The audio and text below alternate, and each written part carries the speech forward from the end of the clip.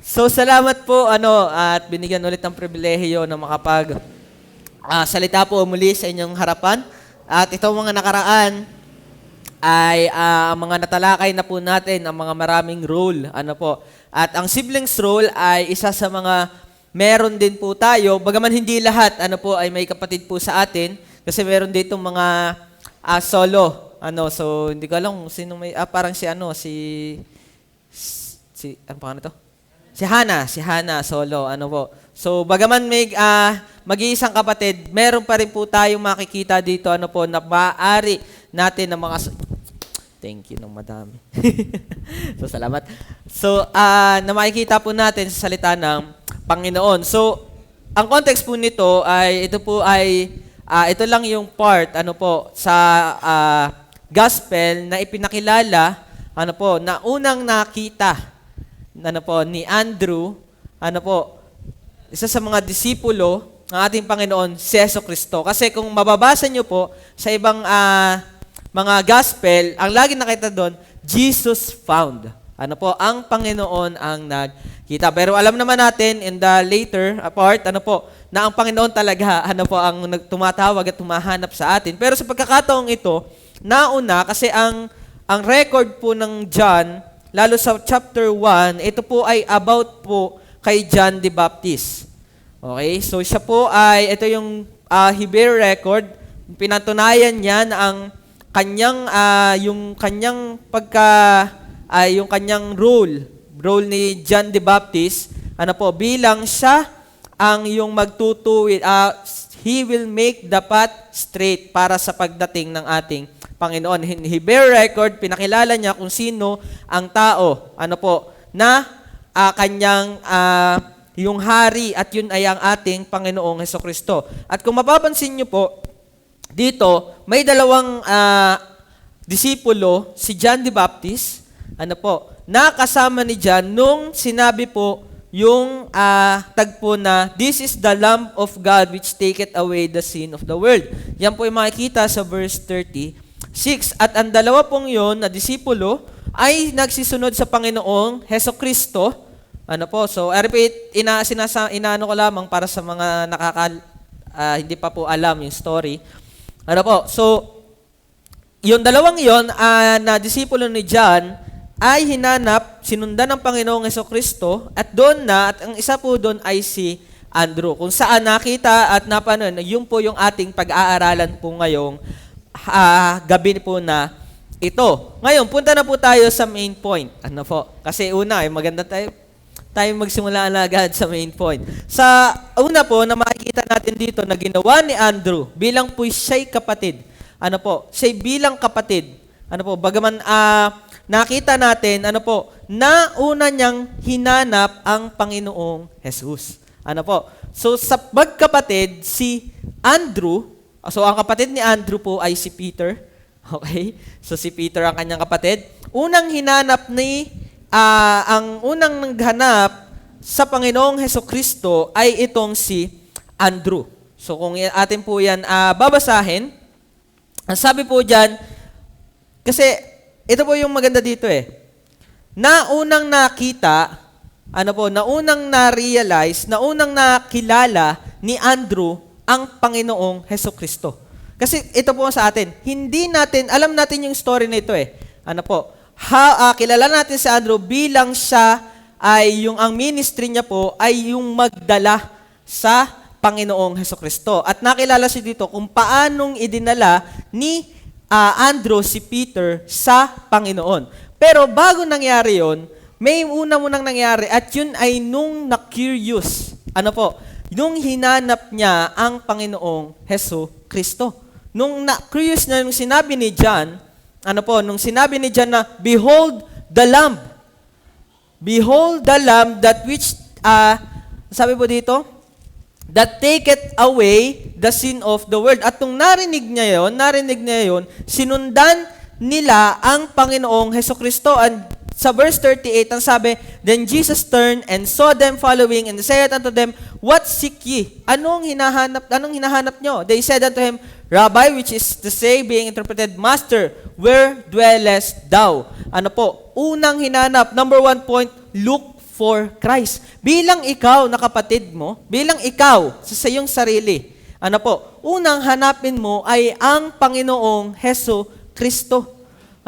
Dapat kilala mo at makilala natin ang Panginoong Jesus. Kasi nung narinig ni Andrew, yung sinabi ni John, kasi ito alam naman ng mga Israelites, alam ng mga ng mga Hudyo, ang Mesaya. Kilala nila ang Mesaya. Alam nilang may darating na Mesaya.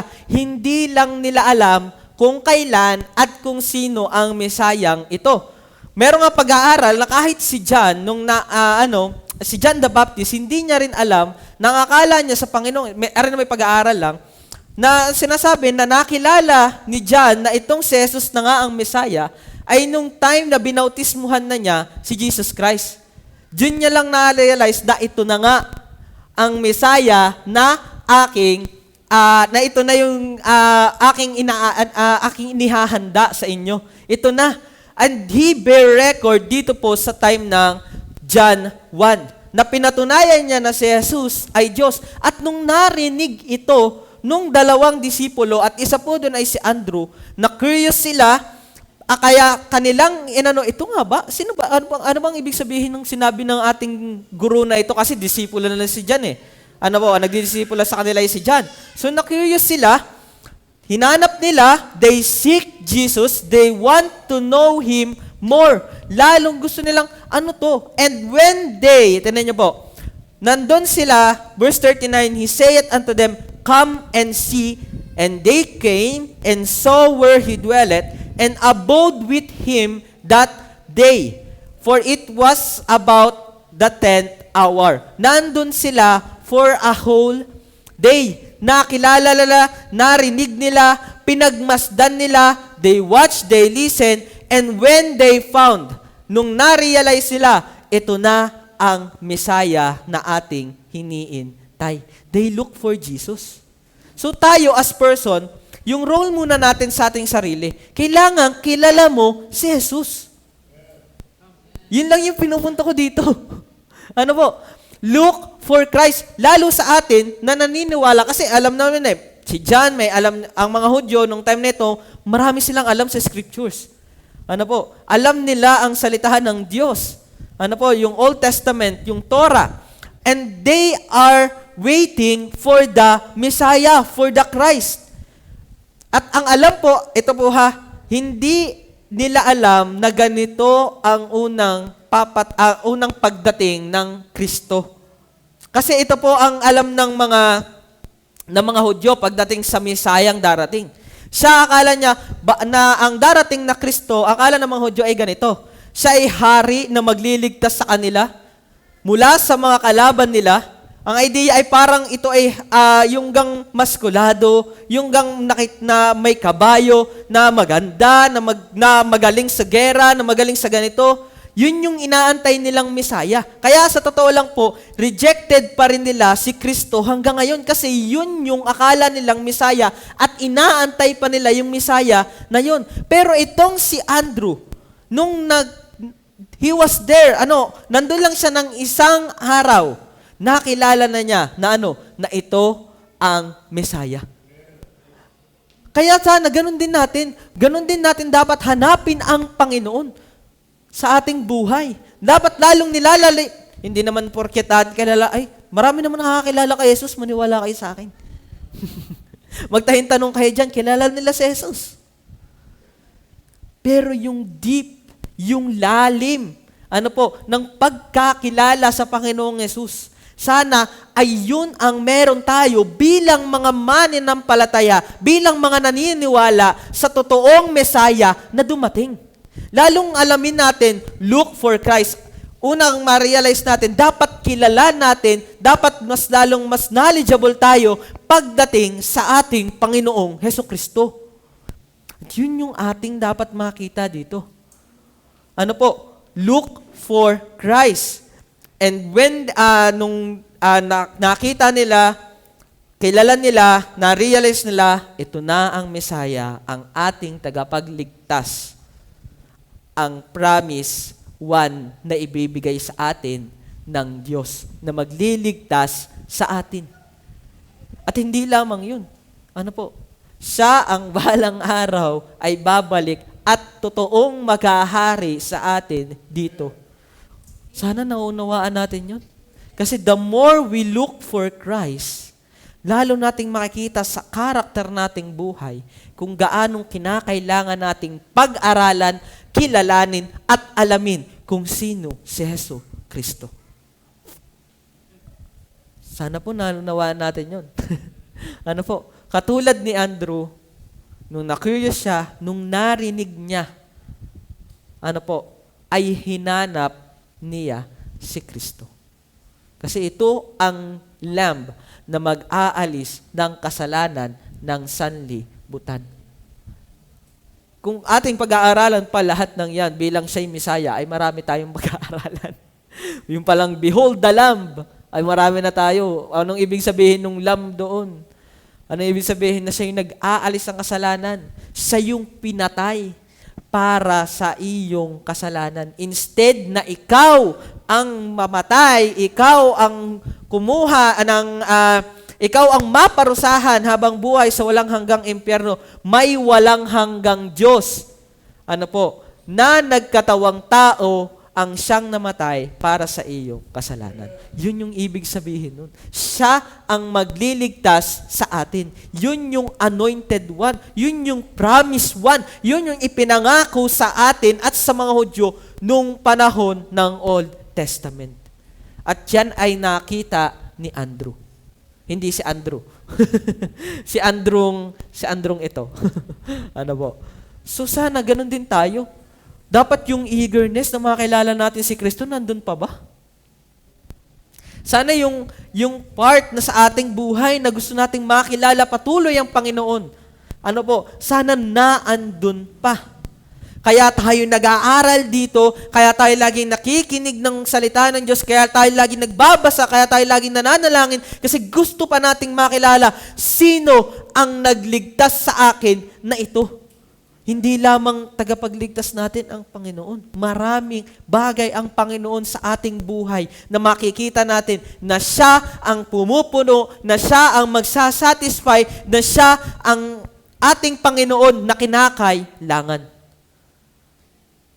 So sana po hanggang ngayon, patuloy nating hinahanap ang Panginoong Hesukristo sa ating mga buhay. Yun lang yun. Simple ba? Hindi. Kasi alam natin ang buhay natin. Tama po ba? Alam natin. Pero hanggang kailan natin pababayaan yung ganitong nating buhay? Ganitong aspeto ng ating buhay. Sinasabi mong mananampalataya ka, pero hindi mo kinikilala yung nagligtas sa iyo. Hindi lang siya nang namatay para sa iyo. Marami pang bagay kang matututunan. The more you listen, the more you watch. Ano po? Sa mga tao at higit lalo sa lahat, yung sa salita ng Panginoon. Kasi itong buong Bible na ito, pinapakilala ng ito si Jesus. Ako nga ay may napakinggan na naman, napakaganda, about naman sa being anointed ng ating Panginoon. So, sabi ko, nga no, ganyan nga pala yun eh. So yung time na sa Egypt, napanood ko ulit, and to the time na bago ipako ang Panginoong Hesukristo, yung lamb doon, in the last plague sa Egypt. Sabi ko, nga no, yun nga yun eh. Talagang si Kristo nga. Pero bagaman alam natin, pero lahin natututunan pa ako. Nalalim pa. Yung sa pagiging anointed ng Panginoon. Sabi ko nga yun na nga yun eh. Si Jesus Christ na nga pala nga yun eh. Doon pa lang doon sa days na inanoint. Ganon din eh, 2 beses din inanoint ang Panginoon. 7 days before and 2 days before His crucifixion. Ganon din ang ginawa doon sa lamb na pinatay doon sa Egypt para mailigtas yung mga firstborn. Sabi ko nga no, galing O nga eh. So ibig sabihin, the more na nakikilala mo ang Panginoon, the more na ma-amaze ka sa Kanya. Oo nga kagaling nga. So, He really is kasi ang ibig sabihin ng Christ is the anointed one. Ano po? So, ang being a Messiah, means is the chosen one or the anointed one. Yan ang ibig sabihin po ng Christ, ng Kristo. Hindi po surname. Ano po, hindi po apelido ang Christ. Baka sabihin mo, anong apelido ni Jesus? Christ. Hindi po. baka may ganito pa dito, ha? Wala akong apelido. Jesus Christ. So, ang Kristo means is the anointed one or the chosen one. So, look for Christ, katulad ng ginawa ni Andrew sa kanyang buhay. Kasi na-curious siya eh. Ang ganda nga nung part na yun, sabi, yung talaga yung sinundan niya, tapos nakinig sila. Tapos ang malapit ito, saan ka nakatira? Where dwellest thou? Hindi mo sabihin na, ibig sabihin, gusto nilang makilala. Kasi ang tao kasi makikilala mo sa kanilang pamamahay. Ano ho? Tunay yun. And siguro sa ganun din. So, kung lalong gusto makilala ni Andrew ang Panginoong Jesus, pinuntahan doon sa mismong kung saan nakatira ang ating Panginoong Jesus. So, the more na nating nakikita, the more na nalalim kung paano talagang malalim na hinanap ni Andrew, ang ating Panginoong Jesus. So, una, as a sibling, bilang ikaw ay kapatid, unang hanapin muna ang Panginoon. Kasi ang hirap naman na ibigay mo ang bagay na wala sa iyo. Anong sasabihin mo ay hindi mo pa naman kilala ang Panginoong Heso Kristo. So, una, look for Christ. Hanapin natin ang ating Panginoong Heso Kristo. So, seek Him. So, lagi nating hanapin ang ating Diyos. Padalawa, sa verse 41, makikita natin dito, nung nakilala na, ni Andrew, ang Panginoong Jesus, bilang siya ang Mesaya, bilang ito yung tagapagligtas, ito yung magliligtas sa atin. Ito yung ipinangako ng Diyos, na magliligtas sa atin. He is the chosen one, the anointed one of God, the Son of God. Ito ang unang ginawa ni Andrew. He first findeth his own brother Simon. Yan po ay si Peter. Makikita nyo dyan, yung he first findeth his own brother. Makikita mo dyan yung importance. Makikita mo dyan na importante si Simon, si Peter kay Andrew, na nagpapakita na mahalaga ang kanyang kapatid, na gusto niya na nung nakilala niya, ang una niyang hinanap ay ang kanyang kapatid. Kung sino yung kanyang mahal. Kung sino ang kanyang importante sa kanyang buhay. Ako naman, di ko naman alam kung may kapatid pa sila, pero alam ko, nakasama nila ang kanilang ama kapag sila ay kasi may plug po din na iniwan nila ang kanilang ama at ang kanilang net, at sumunod sa Panginoon. Pero tingnan nyo, unang hinanap ni Andrew, si Peter. He first findeth Peter. And it shows how important and how he loved his brother. So your siblings' role, your role as a siblings, love. Mahalin mo. Simple lang naman eh. Diga. But love as Christ love us. Malupit yon. Bakit? Kasi tinan niyo po. Alam naman natin na natural naman sa mga kapatid sadya ang magmahal. Tama? Alam namang, hindi ba? Pero alam na po natin na every part of the Bible, makikita natin na may rivalry talaga pagdating sa magkakapatid, lalo higit sa Old Testament. Cain and Abel. Tama? Si Joseph at ang kanyang mga kapatid. Si Martha, si Esau and si Jacob. So makikita natin doon. Pero, alam niyo po, natural naman sa atin talagang mahalin natin ang ating kapatid. But at the same time, meron din talagang tayong mga hindi pagkakaunawaan. Kasi ang isa sa mga una nating naging kaaway ang ating mga kapatid. Tunay ba yan? Totoo yun. Bata pa lang tayo eh. Talagang sisihang-sisihan na eh. Talagang batuhang-batuhan na. Alam niyo po dati, may lang. Una ko talaga nakasuntukan mga kapatid ko. So, ibig sabihin, natural lang sa ang nag-aaway. Pero wag nating palalimin. Bakit? Kasi dapat natural sa atin kasi ang gusto ng Panginoon, ang desire ng Panginoon na tayong mga magkakapatid, God desires that siblings live in harmony and love each other. Sabi sa Psalms 133 verse 1, how good and pleasant it is for when brothers dwelleth together in unity. So, ibig sabihin, ang gusto ng Panginoon, talaga, how good and pleasant it is when brothers dwell together in unity. So, ibig sabihin, gusto ng Diyos na tayong mga magkakapatid, tayong mga kapatid natin, talagang mahalin natin, ang ating mga kapatid. Natural yan. Kaso, isa pa sa natural, lagi natin kaaway ang ating kapatid. At ang malupit nito, mas kilala tayo ng ating mga kapatid. At yun naman yung katotohanan. Pero, tinan niyo po, love as Christ loved us. Alam naman natin, na kung tinan mo, makikita po natin kung gaano kaimportante ang brotherly love kasi ginamit ding example ito kung paano ang mga believer should treat each other. Tinan niyo po yon ha. Ang ginamit ng Panginoong dito, sa New Testament, kung paanong ang tao, tayong mga believers, tayong mga mananampalataya, ang ginamit na example kung paano natin ititreat ang isa't isa ay kung paano mong itreat ang iyong kapatid. Naunawaan niyo po ba yun? So, yung sabihin, how you treat your brother in flesh, yun din yung treat mo dapat sa iyong mga kapatid na mga mananampalataya. Tigagets niyo gaho? Naunawaan niyo po yun?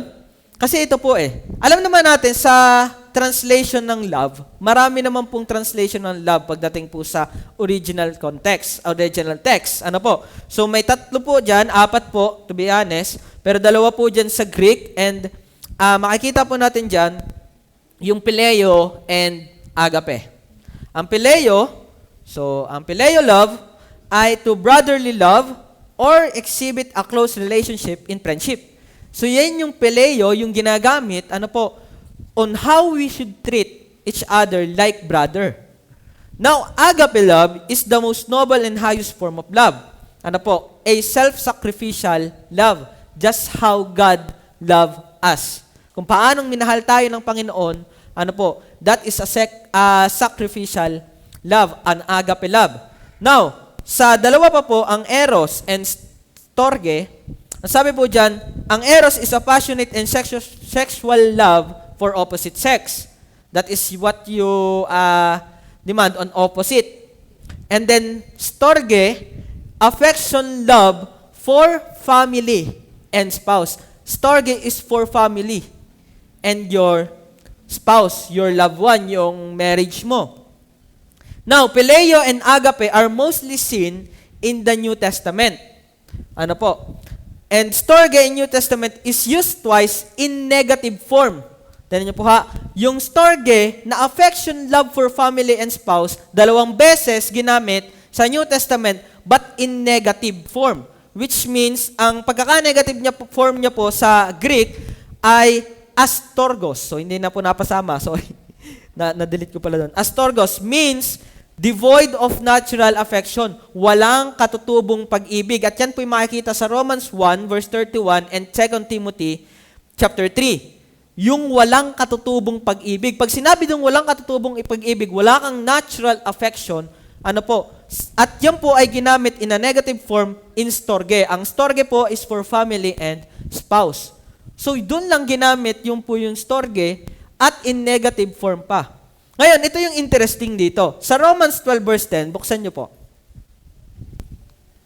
Sabi po dyan sa Romans 12 verse 10, be kindly affection to one to another with brotherly love, in honor preferring one another.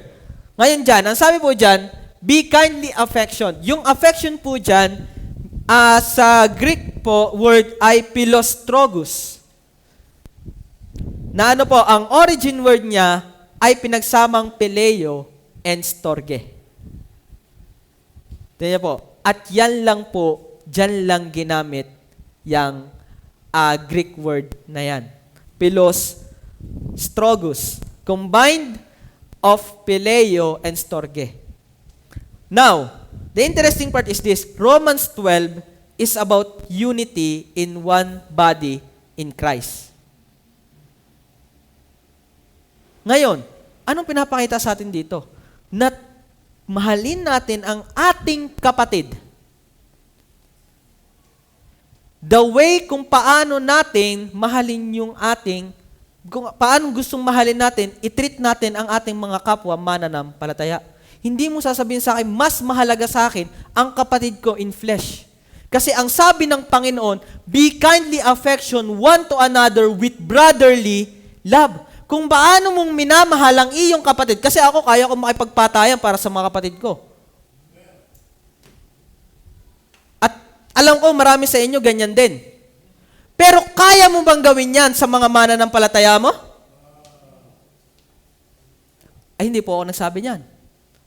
How we should treat each other bilang tayo mga mananampalataya ng Panginoon on how we should treat sa ating mga flesh brother. Malalim po yan. Kaya ko talaga makipagpatayan. Kaya kong anuhin ang aking mga kapatid. Kaso ang problema, itong inutos ng Panginoon. Kung gaano nating mahal ang ating kapatid in flesh, ganun din dapat nating mahal ang ating mga kapwa mananampalataya.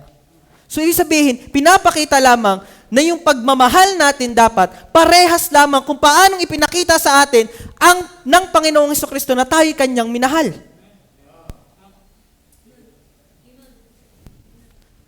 Gusto niyo pang example kung paano ginawa ng Panginoong Jesus? Matthew 12 verse 46 to 50.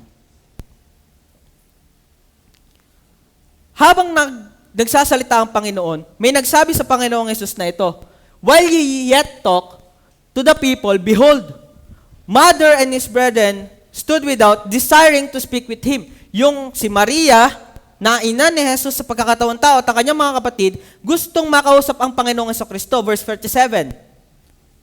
Then one said unto him, behold, thy mother and thy brethren stand without, desiring to speak with it. May nagsabi sa kanya. Then verse 48, ito ang po ang sagot ng Panginoon. But he answered and said unto him, that told him, who is my mother? And who are my brethren? Verse 49. And he stretched forth his hand toward his disciple and said, behold my mother and my brethren. Verse 50. For whosoever shall do the will of my Father, which is in heaven, the same is my brother and sister and mother. Now, hindi naman gusto ng Panginoon, hindi naman dinidirespect, hindi naman parang hindi nire-respeto, disrespect ng Panginoon ng kanyang pamilya. Nilalike lang niya, pinag-ano lang niya kung gaanong gahalaga yung bound niya, yung kanyang, yung bond na meron siya sa kanyang mga mananampalataya, at kung yung bond niya sa close relationship niya sa kanyang pamilya in flesh. Hindi niya nire-respeto yung kanyang pamilya. Pinapakita lang niya na ang malupit nga nito yung mas malupit ang Panginoon kasi ang Panginoon naman hindi nagkasala. Ibig sabihin, yung love niya mas tunay. Ngayon, kung paanong minahal niya kung anong mahalaga sa kanya yung flesh and blood niya, mas mahalaga sa kanya ngayon yung relationship na meron sa kanya yung kanyang mga mananampalataya. Kasi, for whosoever shall do the will of the Father which is in heaven, the same is my brother, sister, and mother. Sinasabi mo na mananampalataya ka, pero ano ang treatment mo sa kapwa mo mananampalataya?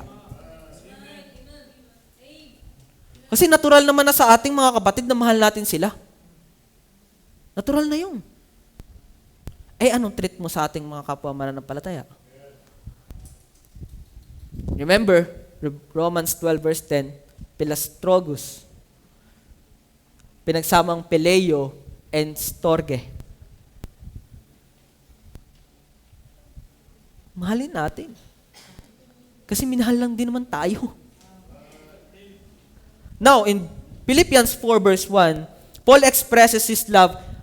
Sabi po dyan sa Philippians 4 verse 1, alam natin pagdating sa Philippians, therefore my brethren, dearly beloved and longed for, my joy and crown, so stand fast in the Lord, my dearly beloved. Alam niyo po yung beloved na ginamit ni Paul dyan? Agape love. Malalim po yan. Yung sabihin, mahal niya yung mga Philippians, yung mga brethren niya, yung mga kapatid niya sa pananampalataya dyan, in agape love. Kung paano ang Panginoon ay minahal tayo.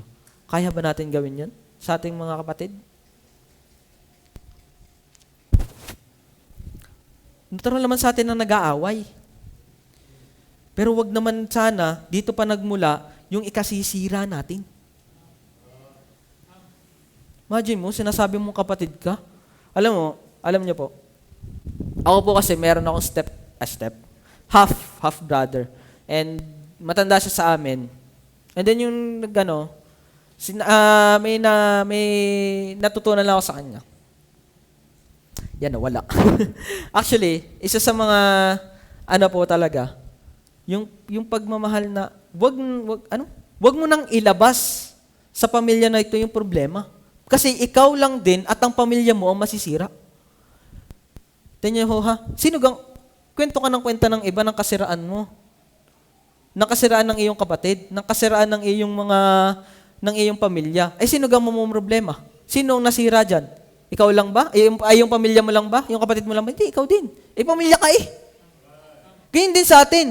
Labas ka ng labas ng kung ano-ano. Sino gang nasisira?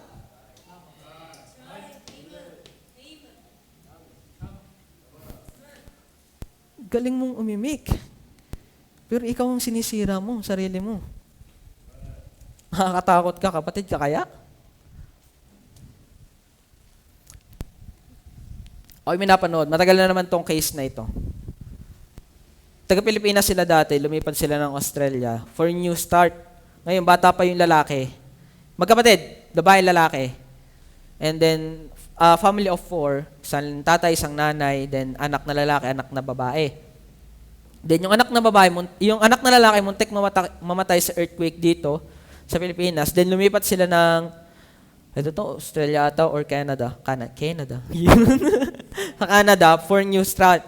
Ngayon, nung lumaki na sila, namatay yung 3. Massacre. Yung isa lang ang natitirang lalaki. Ngayon, ngayon ganito.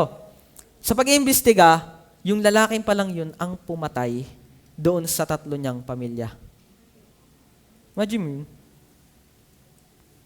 At alam niyo sa paglabas ng investigasyon, yung lalaki pa lang na ito, nalaman na ampun siya.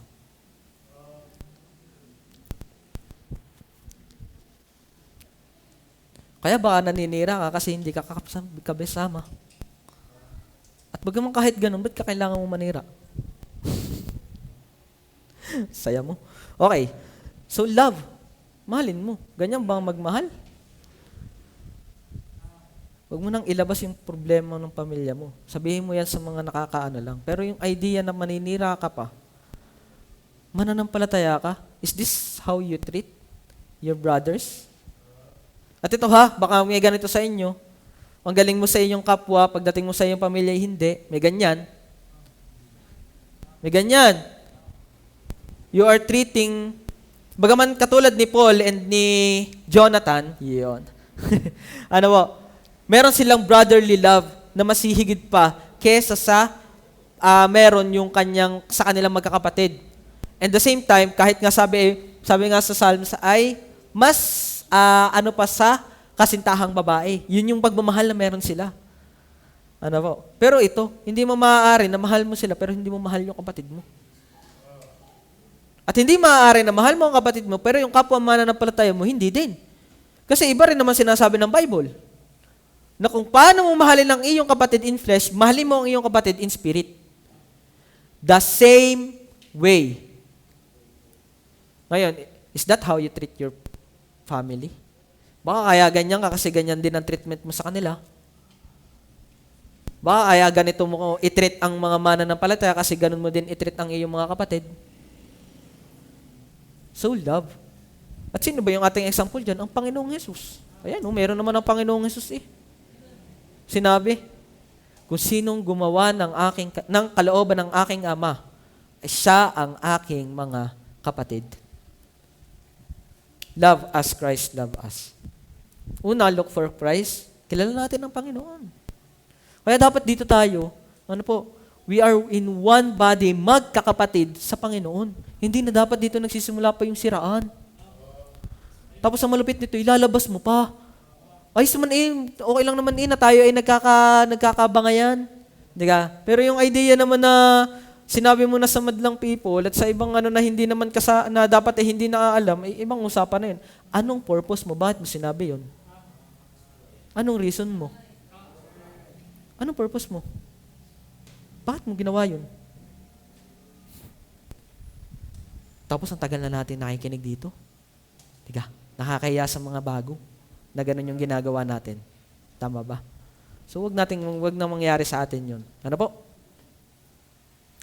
Una, look for Christ. Your role is to look for Christ, to love them as Christ loved us.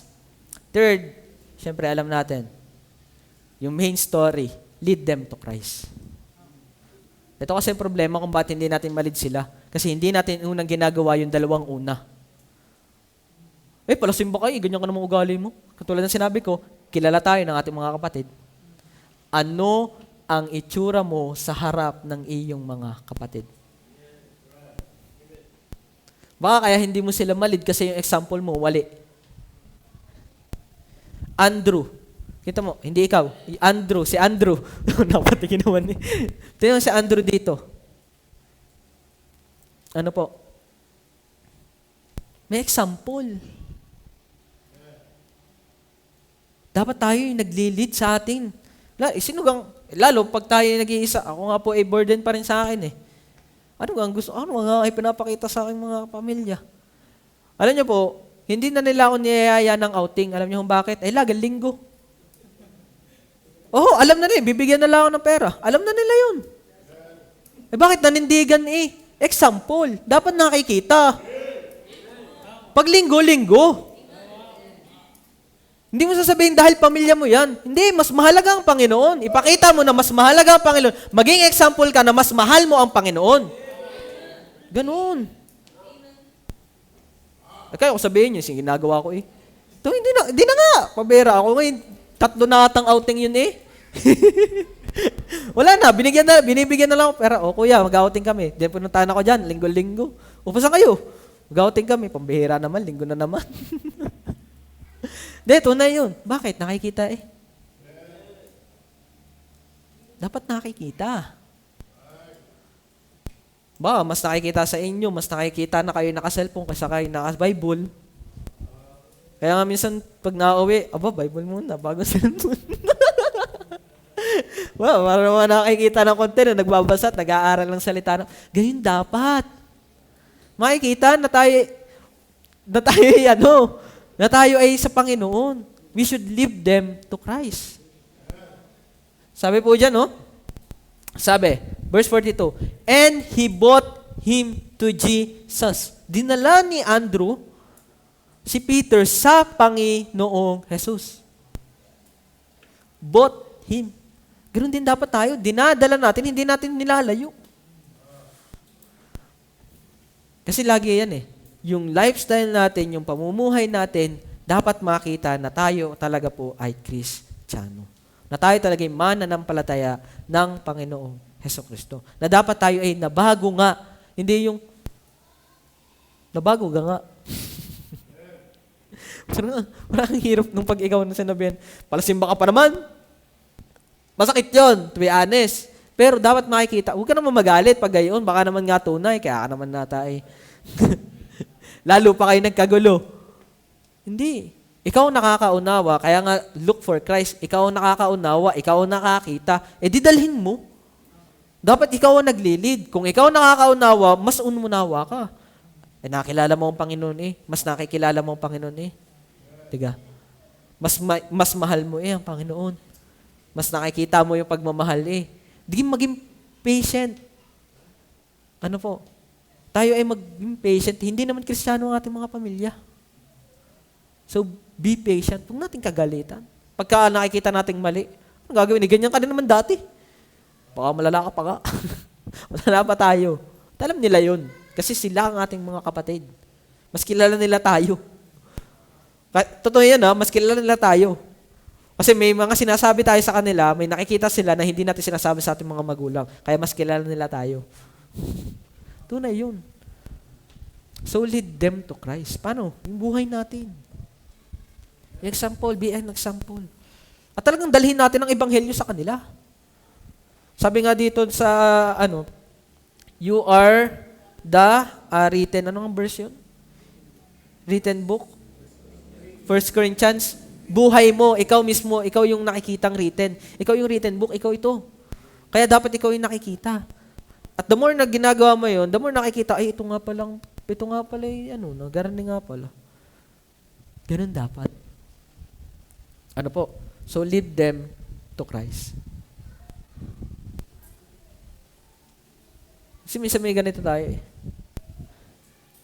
Bagay, mahirap din. Alam niyo po, sa totoo lang, mahirap naman talaga. Ako, dranas ko rin naman po talaga.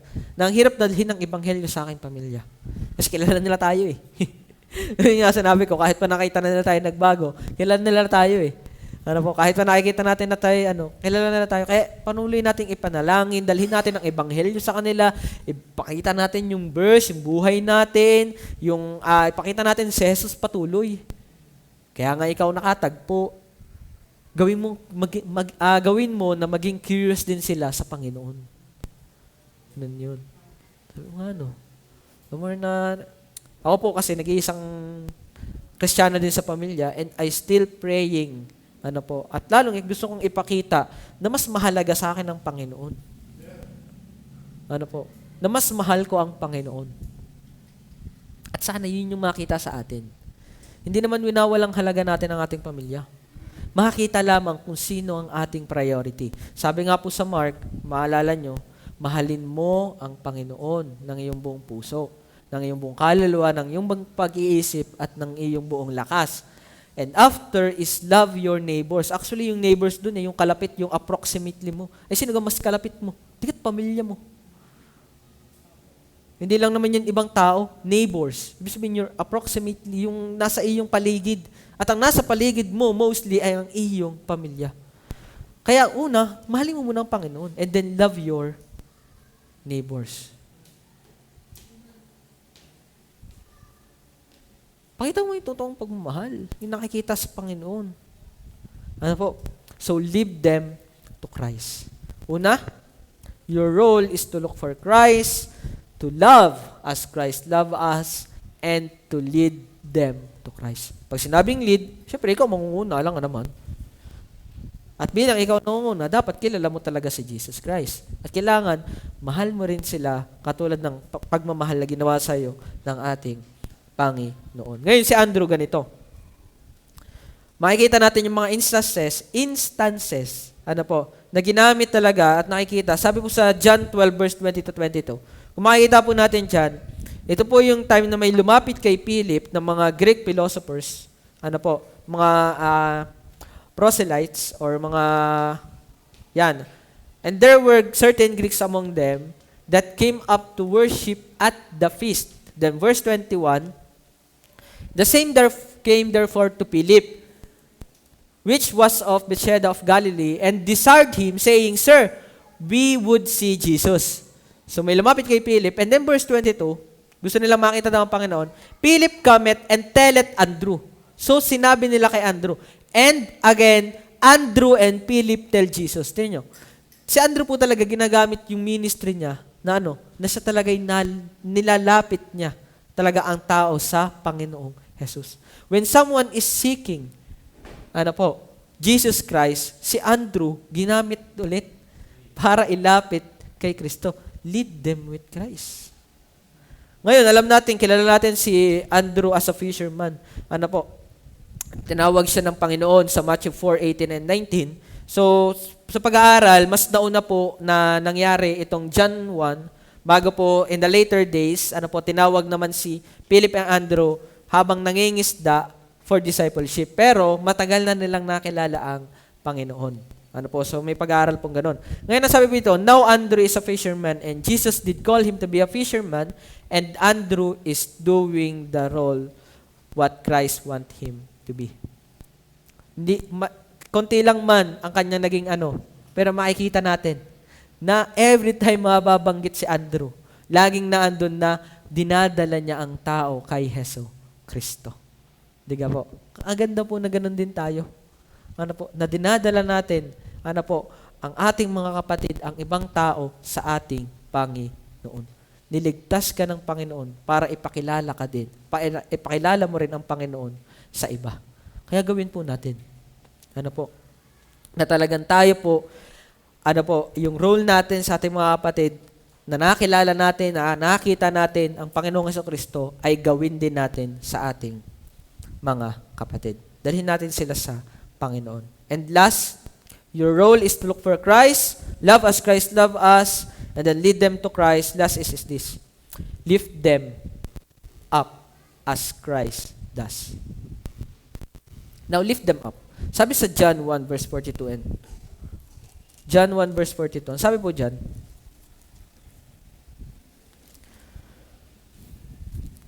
yan. And he brought him to Jesus. And when Jesus beheld him, he said, Thou art Simon, the son of Jonah. Thou shalt be called Cephas, which is by interpretation a stone. Ngayon, alam natin, pag sinabing, yan, Andrew, as he brought his brother to Jesus, not only shows how he lead him, but how he also support him. Ito po ha. Sino suportahan po ni Andrew si Peter sa kanyang gawain? As we know, Peter really used by God. Nakita natin kung paanong si Peter ay ginamit talaga ng Panginoon sa ministry and for the sake of the gospel. At sa likod nun, nakikita natin na si Andrew ay sumusuporta sa kanya. Siyempre, kapatid, isa sa mga disipulo, nung nakikita niya si Andrew, hindi niya hinahatak. Nakikita niya si Peter, hindi hinahatak ni Andrew si Peter pababa. Hindi. Bagaman wala tayong nakita, pero alam ko, bilang mga mananampalataya at bilang mahal niya ang kanyang kapatid, ay pinupush niya sa kagawain. At nakita naman natin nga talaga kung anong gawain ang ginawa ni Peter. Ngayon, pagdating dito, sabi dito, Simon means, ang ibig sabihin ng Simon po, hot-tempered, kumbaga mainitin ang ulo, at violente. Ngayon, Cephas means in Aramaic is stable as rock, and Petros in Greek means, or stone, a rock. So yan po ang ibig sabihin niyan. Jesus Christ lift Peter up. Binago niya si Peter. Ngayon, ikaw, anong gagawin mo? You lift them also by supporting Him. Lift them up as Christ does. Maging taga-suporta ka. Ano po, hindi yung ikaw pang manghihigit sa iyong kapatid, pababa. Kasi minsan ito nagiging reason kung bakit ang merong kaguluhan sa magkakapatid kapag may naangat na isa. Tingnan nyo, anong nangyari kay Cain at Abel nung hindi na bakit? Instead na sinuportahan ni Cain si Abel, na natuwa siya, na tinanggap yung kanyang hain, nagalit pa si Cain. Instead na sinuportahan, nagalit. Bakit? Kasi nagselos siya at pinatay niya. Imagine yun. Kaya hindi dapat natin, gawin yun. Suportahan natin. Kung umaangat ang ating kapatid, suportahan natin. Hindi mo idadrag pababa, hindi magiging sign ng jealousy yan. Tingnan nyo, yung si David, nagalit kay David ang kanyang mga kapatid. Tingnan mo, nung siya ang bakit ito? Ito'y bata lang. Diga? Pero ang sabi, hindi tumitingin ng Panginoon sa itsura. The same also kay Jacob at saka kay Esau. Diga po? Pinili si Jacob at hindi si Esau. Kaso ano naging problema? Tama, si Esau nagalit. So may mga ganun. Pero wag nating gawin yun. Suportahan natin ang ating mga kapatid. Katulad ng ginawa ni Andrew kay Peter. Now, natural kay Andrew ang sumusuporta. Totoo po yan. Sabi po sa John 6 verse 8 and 9. Ito yung time na nagpapakain. Naghahanap ang Panginoon. Paano natin papakainin ng mga ito? Alam niyo po, ang naglapit dun sa bata, si Andrew. Panginoon, ari po ang batang ito. May dala po aring So, tumutulong talaga. Natural kay Andrew na tumutulong at sumusuporta. Kaya sana, ganun din po tayo. Tingnan niyo po, sabi sa John 6 pala po. John 6 verse 8 and 9. Tingnan po, si Andrew yung naglapit. One of his disciples, Andrew, Simon Peter's brother, said unto him, verse 9.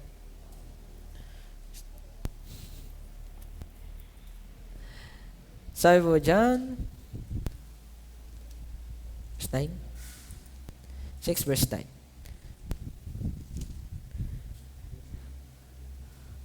Yan.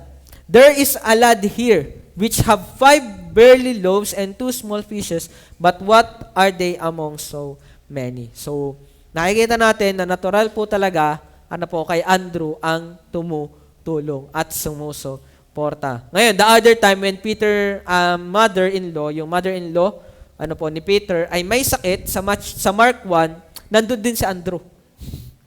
Opo. Hindi naman pinakita dahil ang Panginoon talaga ang nagpagaling, pero nakita na si Andrew ay naandun. The same. Pero alam natin, sa Mark 1:29 verse 30, ito niyo po.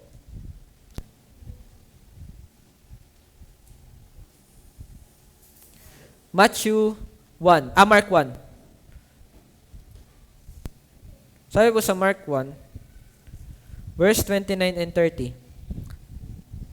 Sabi po dyan, and forthwith when they were come out of the synagogue, they entered into the house of Simon and Andrew and James and John. So alam po natin na si James, si John, at saka po si Peter, sila po ay mga core, disciple ng ating Panginoon.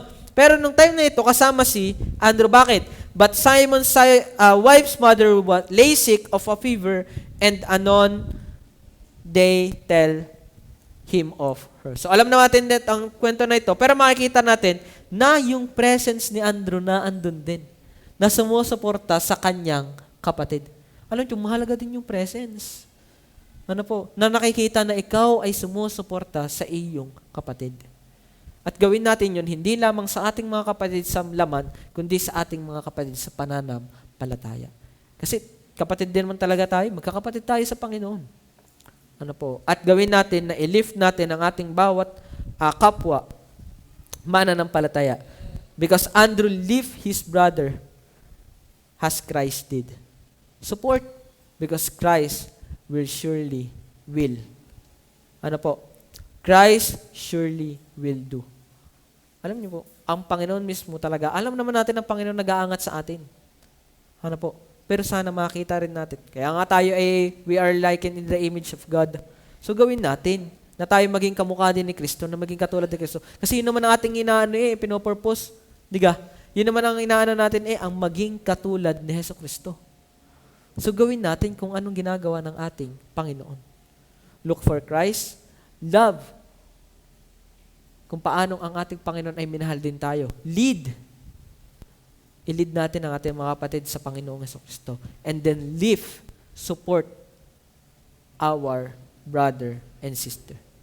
So sana makita na tayo, alam niyo yung impact, yung nakikita natin na tayo ay kumpol, bagaman tayo ay nag-aaway, makikita natin na tayo ay matatag sa Panginoon dahil tayo ay nagkakaisa at tayo nagkakasuportahan. Kasi ganun naman talaga tayong mga magkakapatid dapat. Hindi naman natin, kasi ganito hindi naman ako sinusuportahan yan, hindi ko susuportahan yan. Ang hirap binanggay yun. Hindi kitang sawi ng Panginoon, pag ang isa sa inyo ay mababa, pag ang isa sa inyo ay, sabi dyan sa Galatians 6 verse 2, pag ang isa sa inyo ay mahina, bear you one another's burden, so fulfill the law of Christ. Pagdating din po sa Romans 15 verse 1, ito pala yun. Romans 15 verse 1. When that are strong ought to bear the infirmities of the weak and not to please ourselves. Ikaw ang malakas at nakikita mong manghihina yung kapatid, di tulungan mo. Para pagdating naman ng time na ikaw ang nanghina, tutulungan ka naman ng iyong kapatid. Yan naman yun. Hindi mo aantayin na, wala naman ito nagawang matino sa akin, hindi ko tutulong. Hindi ganun. Hindi naman ganun ang inutos. Kung ikaw ang nasa time na ikaw ang malakas at nakita mo ang kapatid mo ay mahina, encourage mo. Bear his burden. Nakita mo siya mahina, bear. Kung ano problema niya, tulungan mo. Support. Yun naman tayo gawin natin yun. Hindi lamang sa ating mga mananampalataya dapat, at actually dapat natural na sa atin yun, tayo nagkakaintindihan Mas actually sa totoo lang, mas nagkakaintindihan dapat tayo kaysa sa mga hindi, alam naman natin, hindi pa believer lahat ng ating mga kapatid. So paano natin mauunawaan? Tayo magkakaunawaan yan. Tulungan tayo sa ating mga kapatid. Di ka po? Alam natin, pare-pares tayo nagpe-pray ng ating loved ones. Di tulungan natin ang ating kapwa. Naintindihan natin ang pangangailangan na sila ay maligtas kasi may pamilya rin tayo, may mga kapatid din tayo na kinakailangan din na maligtas. Kung paano ko siyang tulungan, tulungan mo ako sa aking kapatid. Kung paano kita tutulungan sa kapatid, tulungan mo ako sa aking pamilya. Ganun. Kasi yun ang gusto ng Panginoon. Sino ang magkakaunawaan sa atin bilang tayo mga mananampalataya? Dikit tayo din. Ano po? Wala nang ibang magkakaunawan sa atin. Sino unawa sa atin? Tama po ba? Sino unawa sa atin? Tayo nga'y nagkakaintindihan. Ito ha, kung tayo ay nagkakaintindihan. At sana nagkakaintindihan tayo. Bakit? Kasi isa naman tayong pinag-aaralan. Salita ng Diyos lang naman eh. Baga tayo hindi pa magkaintindihan. Di ka, alam naman natin, may kanya-kanya naman tayong mga disposition sa buhay. Pero meron tayong salita ng Diyos na atin dapat pinaninindigan. Dapat nandito yung prinsipyo natin. Bagaman tayo magkakaiba, dapat iisang ating pinaninindigan. At yun ay ang ating Panginoon. Kaya yung karakter natin, yung buhay natin, dapat nakikita sa atin. Na tayo tinutulungan natin ang ating mga kapatid. Hindi lamang in the flesh, but also in spirit. Tulungan natin ang ating mga kapatid.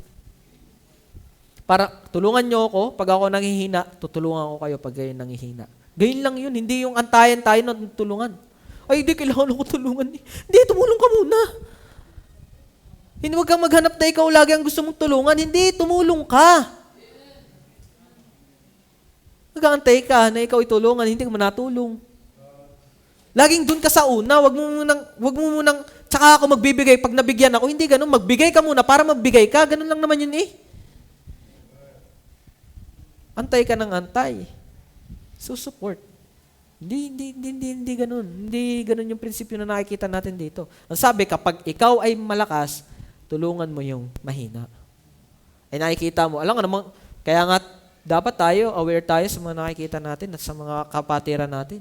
Hindi, walang pakialam tayo. Sabi nga lagi sa atin, magkaroon na kayo ng pakialam. Lagi. Sabi mga workers, sabi, magkaroon kayo ng pakialam. Magmasid kayo. Magmalay. Ay, hindi maaaring paano. Ay, lalo ka po. Hindi ka po. Sino magkakaanuhan sa atin? Tayo din naman. Wala namang ibang tutulong sa atin kundi yung mga kapatid natin. At una yun. Sabi nga gawa ka ng kalokohan. Sino kang tutulong din sa iyo? Di mga kapatid mo din. Tayo din naman problema. Sinasabi po yan sa akin ng aking mga magulang. Magtulungan kayo magkakapatid. Aba. Di ka pagka may isang naging problema, dyan sino kang problema? Ibang tao pa? Hindi. Sila. Tayo na lang din. Di ka tayo lang din sa mananampalataya pag ganun. Sino ka pagka may problema sa atin ng mahihirapan? Di ka tayo din. Alam nga naman, wala kang pakialam sa iyong kapatid. Kapatid ka nga ba? Kung wala kang pakialam? Baka kaya wala kang pakialam kasi hindi ka kapatid. Kasi yun yung turo sa amin eh. Abay, pakialman mo yan. Alam nga naman, hindi mo pakialman yan. Di ka pag yan ay na-aksidente, kapag yan ay nabaril dyan, pag yan napaaway dyan, pag yan nagkasakit dyan, sino ka mo problema? Di ka tayo din. Yan laging sinasabi. Kaya sabi sa akin ng aking ama, mga ilam ka sa iyong kapatid. Pakialman mo sila. Di ka pagka nagka-problema, kanino gang perang gagastusin yan, di ka iyo din, atin din. Sino kang unang tutulong dyan? Di ka tayo din. Dapat ganun din sa atin. Ganun lang din dito sa atin bilang tayo mga mananampalataya. Tayo ang unang nagtutulungan. Tayo yung unang makikita ang pangangailangan ng ating mga kapatiran. So sana po yun ang mangyari. Kung hindi man natin kaya by physically doing it, nakita natin na aware tayo, ipinalangin natin, yun. Yung alam mo, ay, kailangan ng kapatid ng ganito eh. Mag-initiate tayo na tumulong. Lalong-lalo na doon sa mga strong. Ibig sabihin, capable. Sabi, capable. Ibig sabihin, capable kang tumulong. At kung may nakikita kang hindi capable, edi, yun ang tulungan mo. At by the time na ikaw ang nangailangan, naandyan sila. Natutulong sa iyo. Tulungan lang yan. You are not waiting na ikaw ay tulungan. You are initiating na ikaw ay tumulong. So your role is to support them.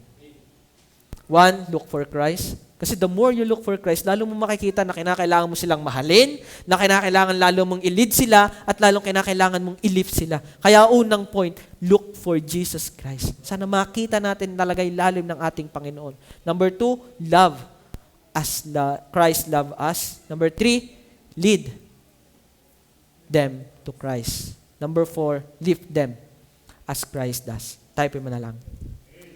Let's pray. Heavenly Father, we thank you, Lord.